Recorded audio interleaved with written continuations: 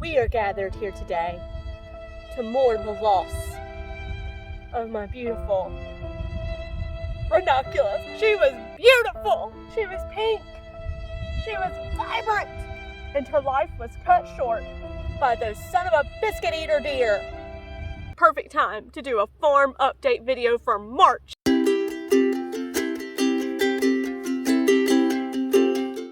May not look like that much of a difference from my bed prep video, but we've made a lot of changes. So you can see the back two beds behind me are completely tilled, and I'm so happy about them. We've got the rest of the beds tilled.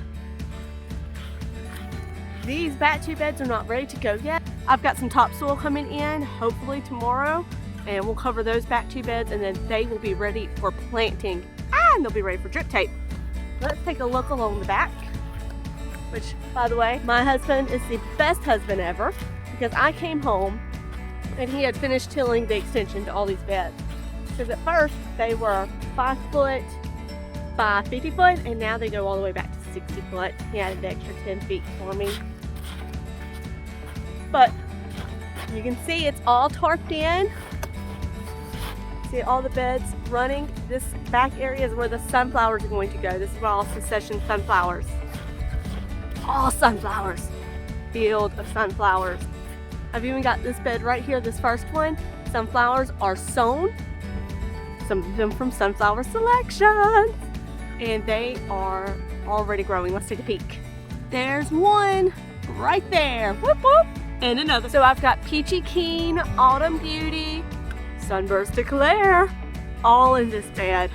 And I think I even put some Gypsy Charmer in this one too. And Strawberry Lemonade as well in this bed.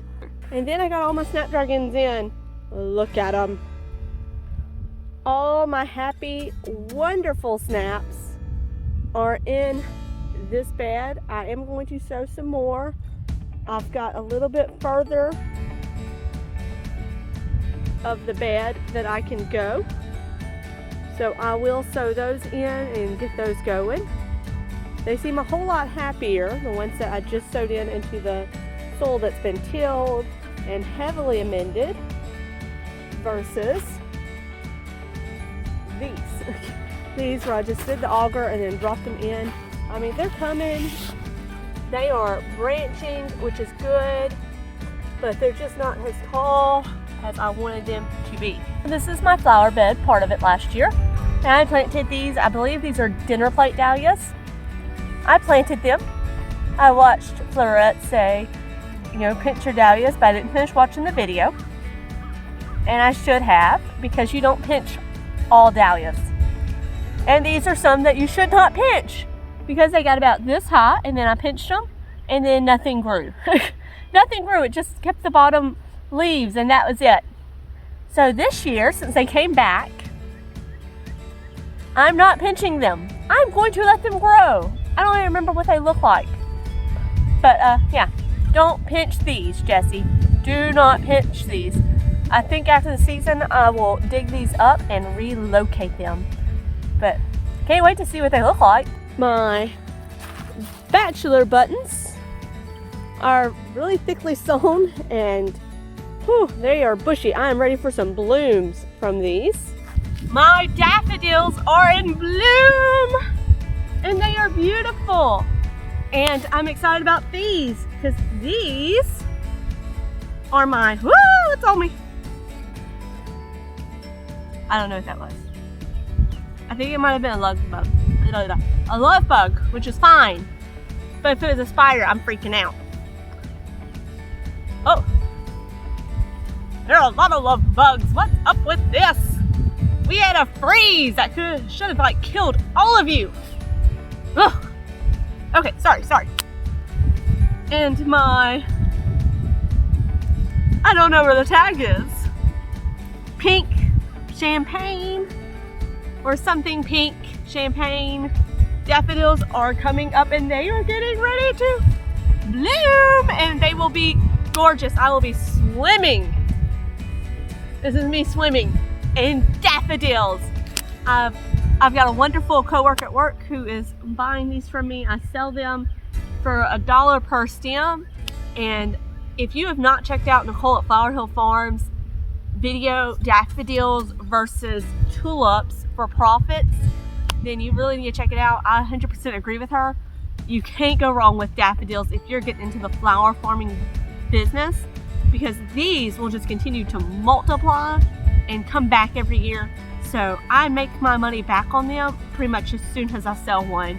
Whereas the tulips, they won't come back. Especially not here in Louisiana where it's so hot. We don't get cold enough for them. So I pull them up from the bulb and then I sell them, and I try to make a small profit off of them. But once again, it's a small profit and that's it. Whereas these babies, next year's that come up from these will be pure profit. See, they're money. They're money. Daffodils equal money. When do you want to harvest daffodils? Well, let me see my pretties. Ah, there's one. This one is at the perfect stage. You can actually harvest it a little bit sooner than this. The brown sleeve that it comes out of, you want that to be detached from the daffodil. That is when you can harvest. And that will give you your longest face life, because let's face it, once this blooms, it only lasts a few days.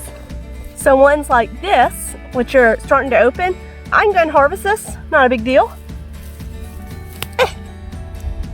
It's just not going to last as long. Oh, it smells so good. You could harvest this one even, but I want to see if it'll make its neck go a little bit higher and stop looking down. We'll see. Maybe this one, I'm going to harvest this one. Another note on daffodils, man, they smell good, is you do not want to pick these and then put them straight into a vase with, let's say, a tulip. If I were to have just picked these and then put them in the same vase as a tulip, what's going to happen is the toxic sap that leaks from the daffodil will kill my tulips and cause it to wilt and just look horrible.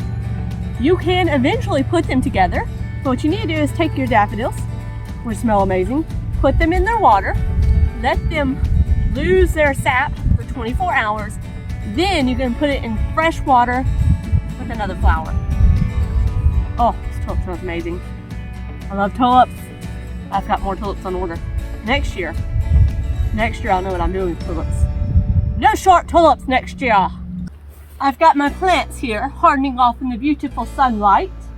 I've got my carnations that I planted on 130 right here. I need to put them in the ground. I don't know what that is. That is not a carnation. What is that? I will let it grow. We will find out. I've got my beautiful yarrow. Ooh, it needs to be watered.